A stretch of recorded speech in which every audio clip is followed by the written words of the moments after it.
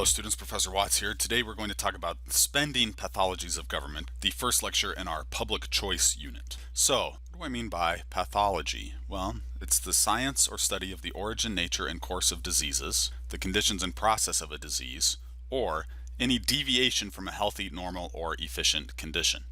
The theme here is that government spending deviates from private spending in unhealthy ways, so we're focusing on that third aspect of the definition here. How does government spending differ from private spending?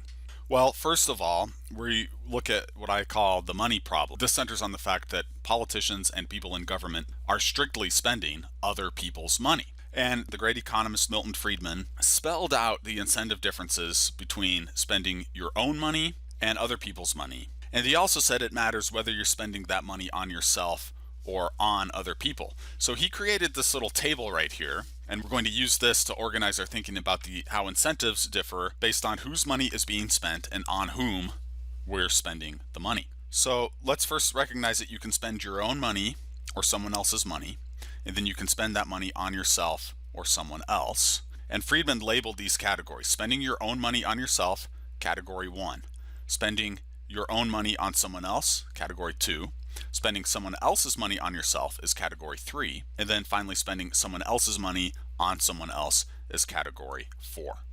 Let's listen to Milton Friedman explain the differences in these spending categories in his own words. Well, you can spend your own money on yourself.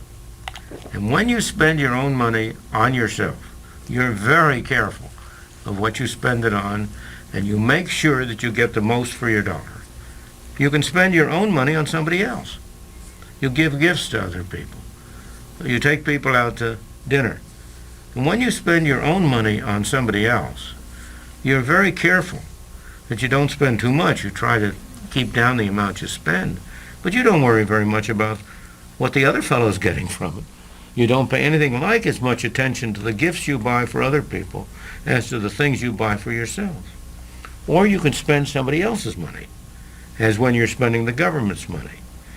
I say the government's money, the taxpayers' money, which the government has control over. Now you're spending somebody else's money. Let's say you're spending your boss's money. You're out to lunch on an expense account, but you're spending it on yourself. You're very careful that you get good things for your money. You try to have a good lunch and pick the right things, but you're not very much worried about whether you get the cheapest. Spend all you want. Spend all you want. You'll be careless. Now, what happens when you spend somebody else's money on somebody else? You're a distributor of welfare funds. Well, you're interested in making your own life as good as you can, and most people have humane instincts and want to do the best they can, but you're not going to be anything like as careful in spending somebody else's money on somebody else. So there are 4 ways in which you can spend money. And we have in our book Free to Choose a little box which shows this. On one side of that box is your money, somebody else's money. On the other side of that top part of that box are 2 columns, on yourself or on somebody else. And that corner box where you spend money on yourself is when you really get your money's worth. And the rest, the worst of all, is the right-hand box, when you spend somebody else's money on somebody else. So to summarize what Friedman was saying, I've created my own table, so I'm going to look at each spending category and then look at the incentives regarding, first, do we minimize the amount spent? And as we can see, with spending your own money, that's categories 1 and 2, the incentive to minimize the amount spent is strong. Spending other people's money, that's categories 3 and 4, the incentive to minimize the amount spent is weak. Okay? Then we'll look at the incentive to maximize the value received. With spending your own money on yourself, that's strong. Spending your own money on someone else, that's weak. Spending someone else's money on yourself, that's category 3, is strong. And then spending someone else's money on someone else is also weak. So we see that we have strong incentives to minimize the spending and maximize the value. We might say that category 1 spending is efficient on both counts. And then category 4 spending is inefficient on both counts. Category 1 spending represents private sector spending by and large, and category 4 spending represents to a large extent government spending. So this gives us a framework then for thinking about the money problem when it comes to government spending. The fact that people in government are by and large spending other people's money means that government spending tends to be inefficient compared to private spending. And then the incentive to spend rather than save means government spending will tend to grow regardless of the value of output. Whereas in the market process and private sector spending, companies can only grow if they're earning income, if they're earning profits, if they are signifying that they are indeed creating value for consumers. Otherwise, the market process will take resources away from those companies and they will eventually wither up and potentially fail and go bankrupt. A somewhat amusing example of the government spending problem with respect to other people's money was provided by the British historian C. Northcote Parkinson in a delightfully sardonic book called Parkinson's Law, or The Pursuit of Progress. It's a study of bureaucracies. And he provided statistics on the Admiralty, which is the British Navy, and he was looking at two distinct periods in time. 1914, which was the beginning of World War I, and if you know anything about that history, you know that Britain and other major powers in the world, particularly Germany, were in a massive arms buildup in the years prior to World War I. So you might expect that in 1914, British would have an exceptionally large and powerful navy, and indeed they did. 62 capital ships, and we're talking these dreadnought-style battleships with the huge guns that could shoot shells 20 miles, 146,000 officers and men, 57,000 dockyard workers, about 3,000 dockyard officials, and 2,000 Admiralty officials. Now, these guys right here are the top brass. They are the administrators of the Royal Navy. Now, fast forward to 1928, World War I is 10 years concluded, and a lot of great powers in the world had agreed through what was called the Washington Naval Treaty to limit their navies. The idea was that we're wasting a lot of resources building up these massive fleets. What if we all agreed to proportionately reduce our forces? We could all save some money and we could kind of keep the international pecking order in terms of who has the largest military intact. So this was agreed to by Britain and France and the United States, and of course they were in a position to impose that on the powers that were defeated in World War I. So number of capital ships drops precipitously down to 20, which is about a 68% drop. Officers and men goes down, not as steep, but still 31%. Dockyard workers, interestingly, goes up by about 10%. Dockyard officials goes up by about 40%. But here's the really interesting thing that Parkinson noted. Admiralty officials, the top brass of the military, grows by almost 80%. So Parkinson's point here is that even when the workload of a government agency is obviously declining, so Britain has a much smaller navy in 1928 than they did in 1914, there's this tendency for the bureaucratic element to grow. There's a tendency for government workers to spend as much money as they can, even if they have less work to do. Britain has a much smaller navy, a much smaller force. They have less work to do, but the people in charge will keep the enterprise growing for the benefit of themselves, for their careers. And Parkinson's point here is that large bureaucracies will tend to grow to the point where they become very inefficient. Now, Parkinson's arguments about bureaucracy apply to a large extent to private businesses because very large companies become very bureaucratic. But it applies overwhelmingly so to governments, and the difference, of course, is that private businesses, if they become inefficient and waste money, will usually fail. So there is an ultimate feedback mechanism, there's an ultimate check on waste in private businesses, whereas governments can go on for a long, long time wasting the taxpayers' money. So Parkinson presents here a pretty compelling case study of this phenomenon, the inefficiency and waste involved in spending other people's money. So now let's think about how the incentives over spending drive substantial differences between the political realm and the profit and loss realm of the competitive market economy. People are entrepreneurial whether they're acting in a political environment or a market environment, but that bears itself out in different ways. In the market economy, the motive is to earn profits, to sell a product for more than its cost of production. Business model, of course, is buy low, sell high, and then the calculation is the income statement equation. Revenue minus expenses equals profit or loss. When we have competition, though, other entrepreneurs will enter when they see someone making profits and compete on the basis of price and quality, and eventually profits are eliminated. So in order to maintain profits, entrepreneurs have to innovate. They can innovate on the product side, new and improved products, or on the process side by investing in new capital, goods, new technologies that make production more efficient. So remember, as the ultimate result of this entire process, we can expect to get economic growth, innovation, lower costs, lower prices when we have a good institutional foundation upon which this process can operate. So entrepreneurs have strong incentives to minimize costs.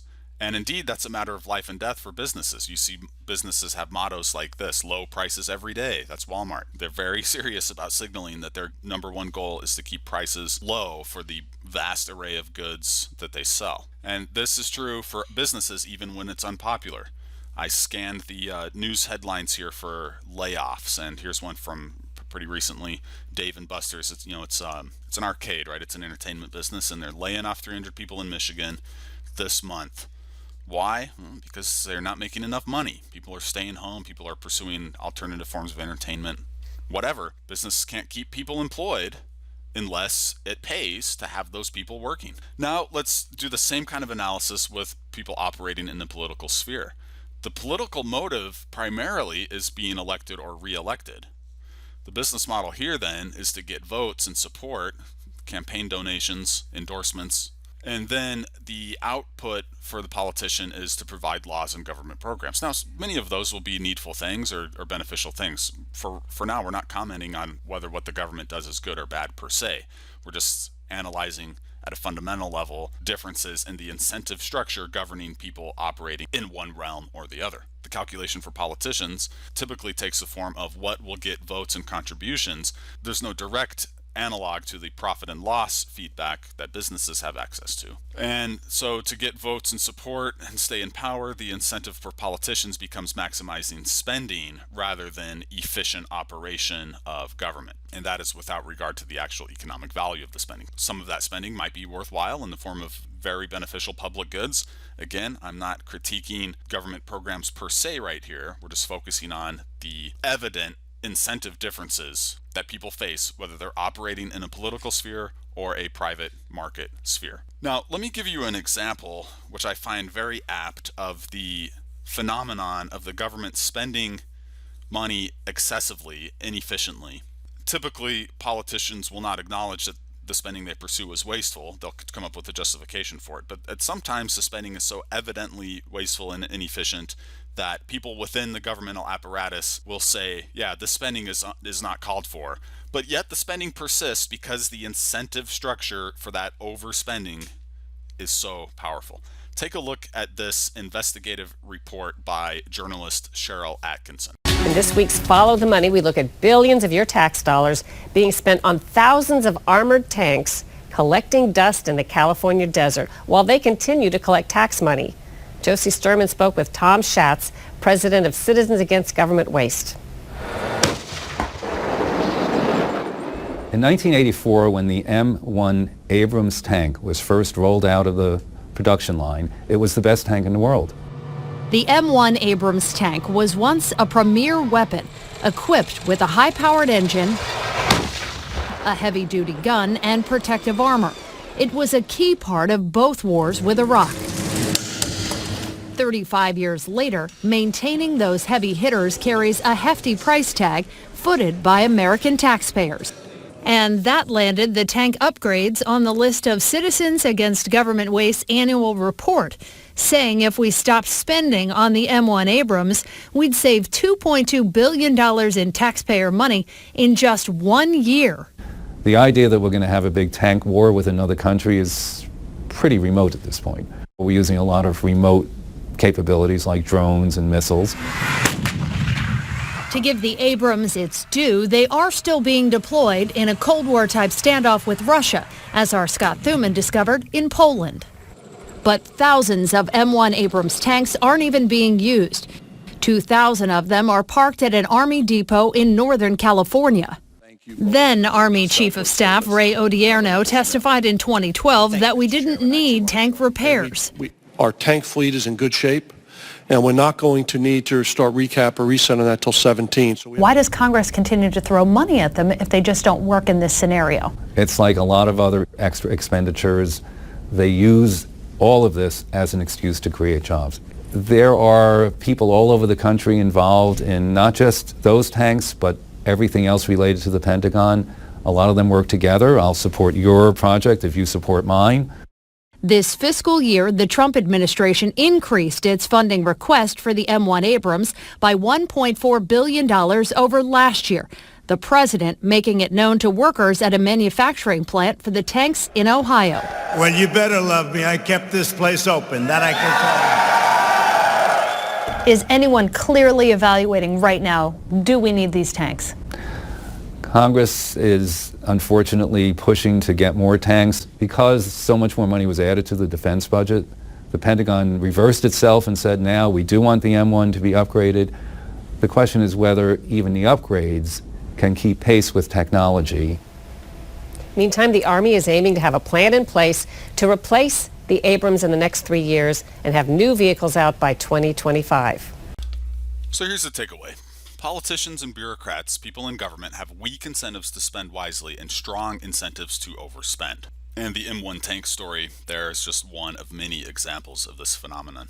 So what are the implications of our economic analysis so far? Well, I will suggest a few key principles that we want to keep in mind when we're thinking about how we want government to operate, because public goods are important, as we've mentioned, but we also want to be aware of these systemic incentive differences that can make government operate inefficiently and also ineffectively.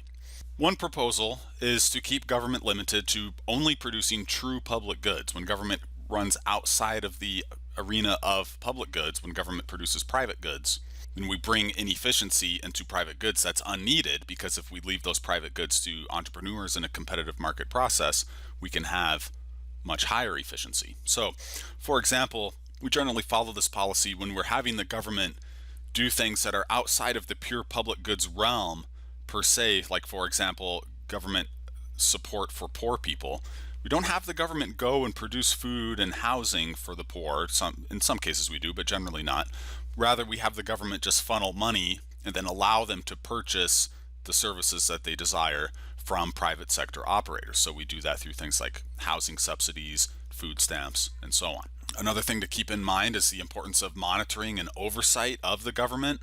Citizens have to keep a close eye on government to try to identify and minimize government waste, at least to the extent possible. We could identify a lot of instances of government waste in the United States, but as an economist, I always want to say, well, compared to what? How bad could it be? And certainly there are countries out there that are much more inefficient and corrupt in their government, so it probably could be a lot worse, but we want to do what we can to hopefully make it at least somewhat better. Democracy can be very helpful here because the people have more of a voice and involvement in government, and hopefully more of a desire to be aware of what's going on in the government. There's some citizen control and feedback. So most economists historically have been in favor of more democracy and generally view it as beneficial. But voting has its own problems, as we'll discuss in the next lecture, where we look at government decision mechanisms. And finally, my suggestion is to just basically let markets work. Wherever possible, governments should enable markets to function rather than override them. When we're talking about public goods, we do want the government to provide those and provide them competently. But then in all other sectors of life, we want the government to allow private enterprise to do its thing according to the principles of the market system: prices, property, profit and loss, incentives, innovation. So there has to be a balance between government elements that are very needful and very important for the economy to function, and then letting the private sector, the market process for the economy, do what it is best suited for. So those are my personal recommendations, and take them for what they're worth. Your mileage may vary. But that is just kind of an overview of how economists approach the analysis of government. And we'll stop for now, and in the next lecture we'll take a look at voting and decision-making mechanisms in government. See you soon.